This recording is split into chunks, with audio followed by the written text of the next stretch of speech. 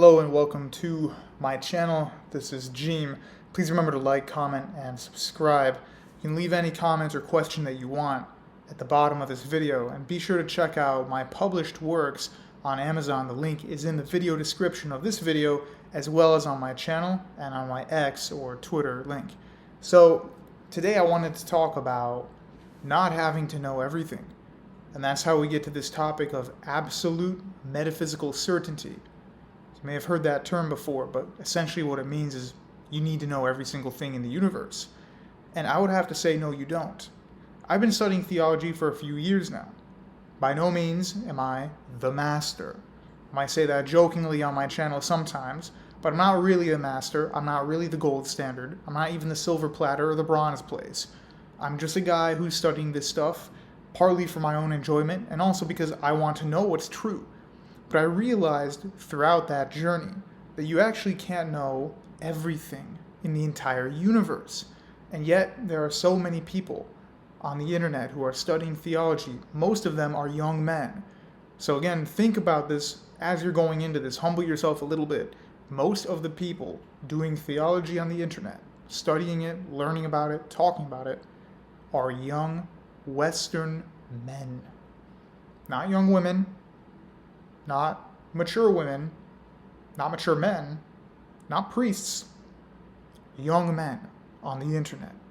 That should immediately tell you that you're not going to crack the code of the universe. Young dudes on the internet are not going to know everything. And most importantly, maybe young dudes on the internet should not know everything. As in, you can't actually know every single thing, but young guys on the internet should have stopped trying to know everything. It's not about IQ or what you yourself are personally capable of.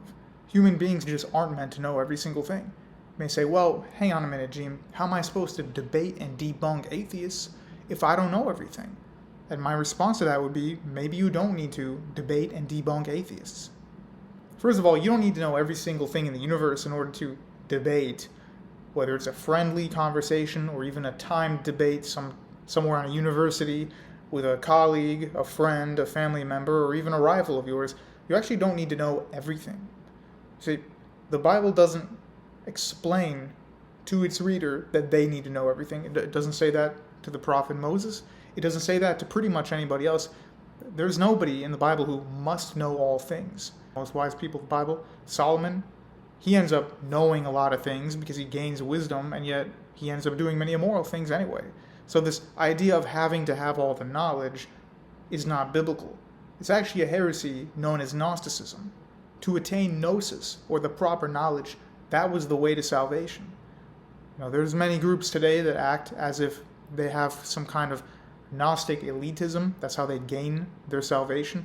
And I would definitely reprimand any of you who think that if you don't achieve the theological gnosis, you're not going to be saved. Or looking down on others of the laity, who are the majority of Christians in the world, just because they don't study theology, and they don't need to. And by the way, studying abstract metaphysics and paradigms is not the only thing that goes into Orthodox theology. Most of the people that we call saints, who are canonized as saints, either in Eastern Orthodoxy and even in Roman Catholicism, are not people who just speculated intellectually. Yes, you have the big famous examples like Thomas Aquinas if you're a Roman or Latin Rite Catholic. But most of the saints are saints because they were martyred for something. They suffered some kind of persecution. They bravely fought the enemies of God. They led a great example. They did charity. They were kind to the less fortunate. And many saints even were kind to animals, and they became saints because of that. So most saints were not theologians in the way of speculating intellectually. And actually, if you take a look at historic Christianity, a theologian was not somebody who speculated intellectually. A theologian was somebody who, yes, they did know the intellectual arguments, but they were also people who had some kind of an experience with God. So in the Orthodox tradition, you have the essence-energies distinction. It's a whole thing that we don't have to get into at this particular moment. But the point is that knowing things and sounding smart are not always the way to salvation, and actually most of the time, it's really not. So when you have to debate an atheist, and again, if you're listening to this, you're probably a young guy on the internet. Do you have to debate an atheist? Must you debunk atheism? I mean, there are a lot of guys who are already doing that, myself included. I've already devoted hours of my life to these live streams where I can give you guys a lot of information. Does everybody need to do their own live stream? Even sometimes I feel irrelevant or unnecessary doing a stream because guess what? The topic's been covered before by other people. So not everybody needs to be debunking and refuting. You only need a few people to really do that. And furthermore, how often are you running into debates with atheist people in your life? Maybe if you're in university or you come from an atheist family, I would understand. But for the most part, it seems like a lot of young men are doing this not because they need to attain the truth in terms of, they want to know and love God and be in some kind of good community in real life. That's another aspect. You have to be in a church community in real life, and you have to really pray and do things in real life that are not recorded on the internet. But furthermore, it also seems like this is just intellectual stimulation. And as I've said in my streams before, the clock is ticking. It will run out. There will be a time when you have exhausted everything intellectually, and it's no longer enough. That dopamine, you don't get that rush anymore. Just like with many other addictions, whatever you're doing is not going to be enough. And so because of that, if your faith is based solely on rationality, solely on speculation, solely on intellect, and not on empirical events that happen in real life, whether that's something simple like I said, caring for the less fortunate, or just doing your prayers and going to liturgy, if your faith is based on rationality and speculation and philosophical ontology, but it's not based on or anchored in something real in this earth, then when the intellectual entertainment goes away, when the debates are not fun to watch anymore, when the metaphysics are not complex enough for you, or maybe they're too complex and you just can't figure it out, you'll lose your faith because your faith was based on something that is not what the Bible tells us to base our faith on. Many people say, well, wait a minute. The reason that humans are special is because we're rational beings. So God wants us to be super logical. God wants us to speculate. He wants us to do intellectual exercises. He doesn't want us to just have, quiet contemplation. And I would disagree.